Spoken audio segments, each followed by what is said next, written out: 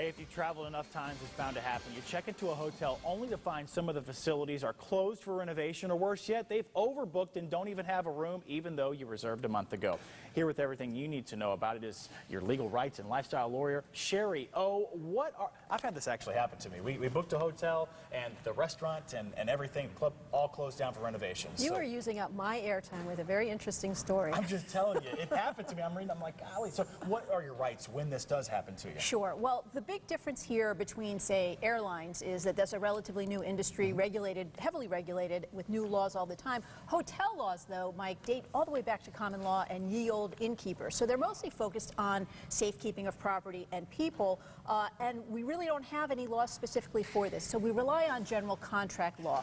Under the law, our reservation agreement is actually a contract. Okay. The thing is, there's clear liability if the hotel doesn't honor that reservation. The problem is, what are the damages? How are we damaged for that? And hotels know that we don't want a legal action. We want a remedy on the spot. And so we're really left relying on hotel policies. Now, some of the states, here in Florida, for example, we've got Chapter 509 that says that a hotel has to make every effort to find us another room, and there's a $500 fine, potentially. But for the most part, we're relying on hotel policy and their desire to maintain their reputation.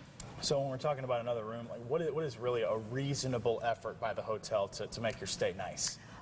Well, the industry standard that's evolved is called walking. So generally, if your room is overbooked, they will walk you to another comparable hotel. Beyond that, though, you need to negotiate, and you need to know what to negotiate for. So there are industry standards. For example, they may pay for your first night at the hotel. They may give you other bonuses, but that's where knowing what to negotiate for comes in handy. Yeah, you need to just speak up, really.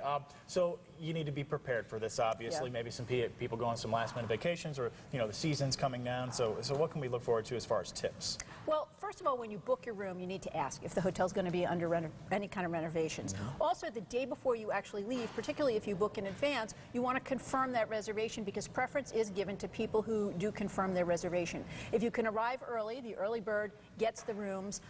And then if you run into a problem, the first thing you want to do is ask for a manager who has decision-making capacity.